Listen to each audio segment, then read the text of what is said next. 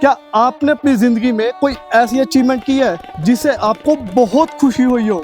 जैसे कि आप महीनों तक तैयारी करके किसी भी एग्जाम को क्लियर करते हैं, या फिर अपनी सैलरी में से थोड़े थोड़े पैसों को बचाकर बाइक, स्कूटरी या फिर अपना फेवरेट मोबाइल लेना। और मैंने अपनी ज़िंदगी में ऐसे छोटे छोटे कई अचीवमेंट किए हैं, और उनमें से एक है कोणार्क सन टेम्पल। और इसकी शुरुआत होती है आज से करीबन 4 साल पहले, जब मैंने डिसाइड किया था कि इंडियन करेंसी नोट के पीछे जितनी भी फोटो छपी हुई है, मैं वहां जाऊंगा, फोटो क्लिक कराऊंगा और एक्सप्लोर करूंगा कि भाई उसमें ऐसी क्या खास बात है कि हमारे इंडियन गवर्नमेंट ने इंडियन करेंसी के पीछे उसे प्रिंट किया है। तो इसकी शुरुआत हुई थी 18 अप्रैल 2022 को, जब मैं गया था कर्नाटक स्टेट के होसपेट डिस्ट्रिक्ट में, और वहां मैंने कवर किया था 50 रुपए का नोट।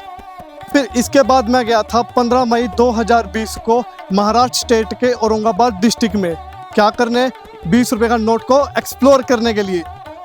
और 100 रुपए का नोट को एक्सप्लोर करने के लिए मैं गया था रानी की वाव, कहाँ पर, गुजरात स्टेट के पाटन सिटी में। कब?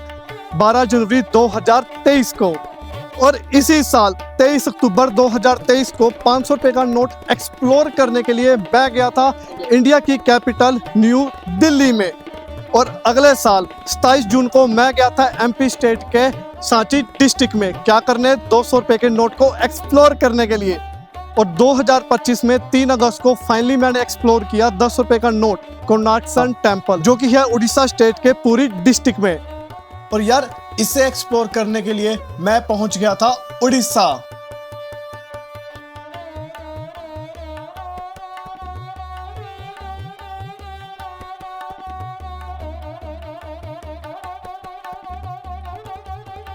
मेरा नाम है जयंत पवार और मैं हूँ सिरसा शहर से।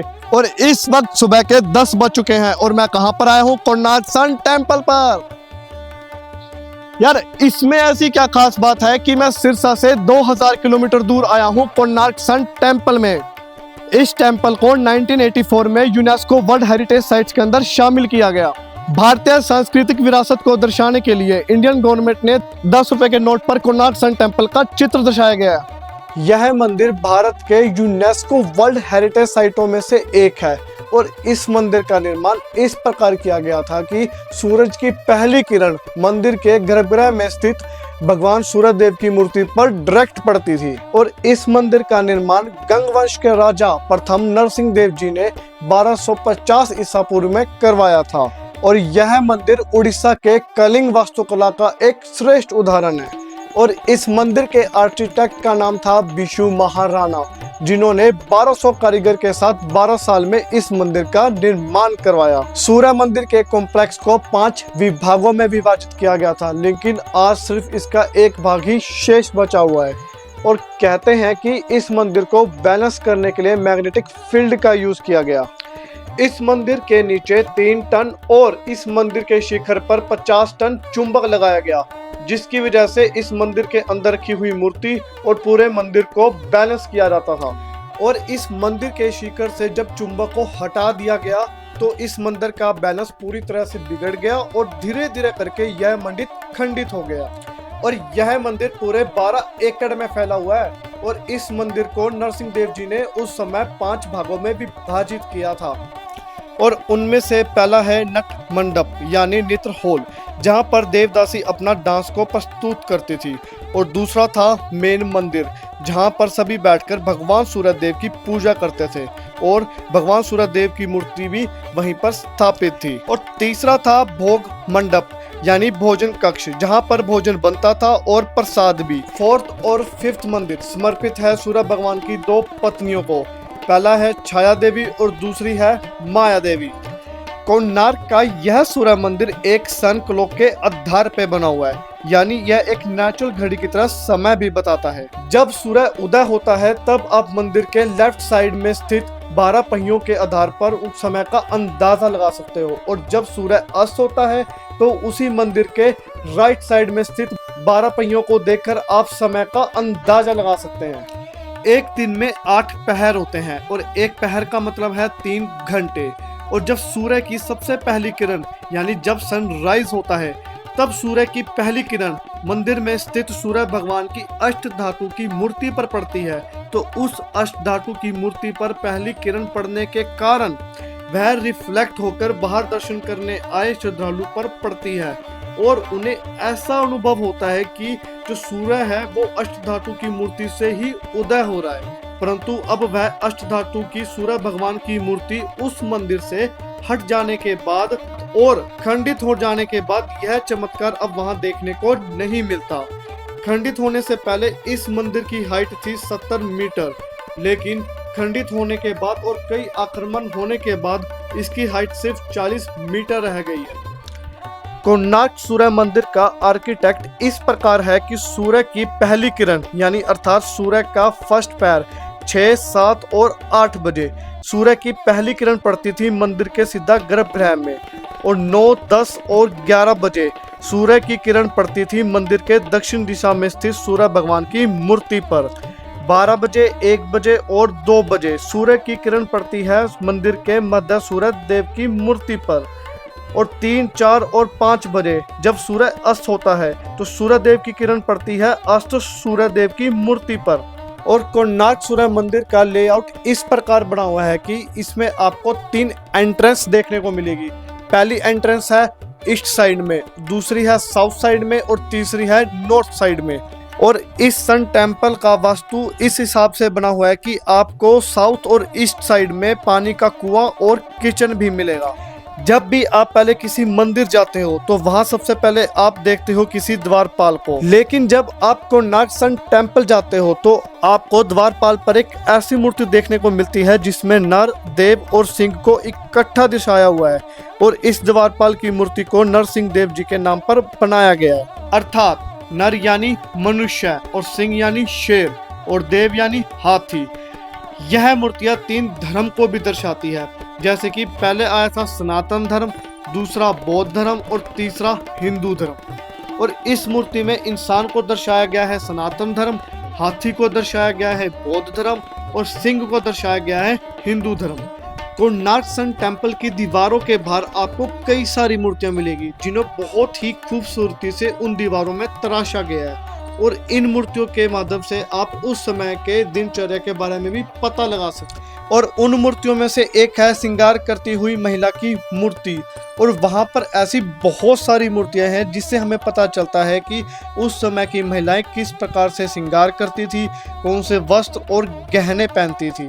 और इतना ही नहीं, उस समय के लोग किस प्रकार का म्यूजिक सुनते थे और डांस करते थे, और उन्हें भी बहुत खूबसूरती से तराश कर दर्शाया गया है। और उन मूर्तियों में से कुछ मूर्तियां ऐसी भी है जो कि मॉडर्न आर्ट को डिफाइन करती है, जैसे कि मेकअप करती हुई महिलाएं, लिपस्टिक लगाती हुई महिलाएं और हैंडबैग को लेकर फैशन को दिखाती हुई महिलाएं। और जब आप कोणार्क सन टेम्पल को बाहर से देखोगे तो ऐसा प्रतीत होता है जैसे 7 घोड़े इस रथ को खींच रहे हैं, और इस रथ में टोटल 24 पहिए लगे हुए हैं, 12 राइट तरफ और 12 लेफ्ट तरफ। और इस मंदिर के सामने एक स्तंभ भी था जो कि आज के समय में जगन्नाथपुरी धाम के सामने लगा हुआ है।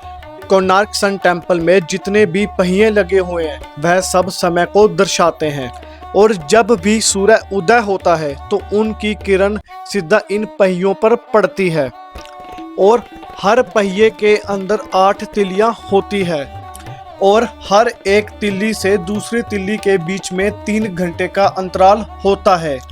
और जब हम इन सब तिल्लियों को जोड़ते हैं तो हमें 24 घंटे का टाइम मिलता है, और यह सूर्य घड़ी एंटी क्लॉकवाइज पढ़ी जाती है। और हर एक तिल्ली से दूसरी तिल्ली के बीच में 60 खांचे होते हैं, और एक खांचा होता है 3 मिनट के बराबर। समय जानने के लिए इन पहियों के बीच में एक स्केल लगाया जाता है, और जब सूरज की किरणें उन स्केल पर पड़ती है तो उसकी परछाई एक तिल्ली से दूसरी तिल्ली के बीच में पड़ती है। और इस तकनीक से उस समय के लोग सही समय का अंदाजा लगाते थे। यह पहिए केवल समय ही नहीं बताते, बल्कि उन पहियों के अंदर एक मनुष्य पूरे दिन में क्या कार्य करता है उसको बहुत खूबसूरती से उसके अंदर दर्शाया गया है। और मंदिर की बाहरी दीवारों पर रामायण महाभारत और पुरानी कई सारी कहानियों को चित्रों के माध्यम से दर्शाया गया है। और उस समय सीमेंट का आविष्कार ना होने के कारण उन पत्थरों को आयरन लॉक सिस्टम के द्वारा एक पत्थर से दूसरे पत्थर को आपस में बीच में जोड़ा जाता था और उन आयरन के अंदर कभी जंग भी नहीं लगती थी। और इस मंदिर को बनाने के लिए ग्रेनाइट और बलुआ पत्थरों का इस्तेमाल किया गया है।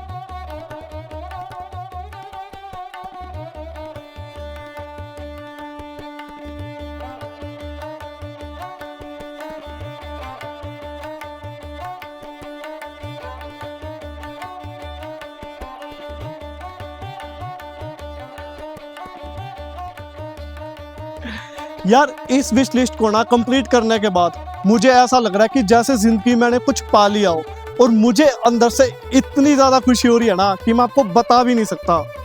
मेरे विश लिस्ट में और क्या क्या है एक्सप्लोर करने के लिए, इसके लिए फॉलो करें मेरे यूट्यूब चैनल को, लाइक करें, शेयर करें और कमेंट करें। और हाँ, अपने फैमिली मेम्बर्स और फ्रेंड के साथ शेयर करना मत भूलिए।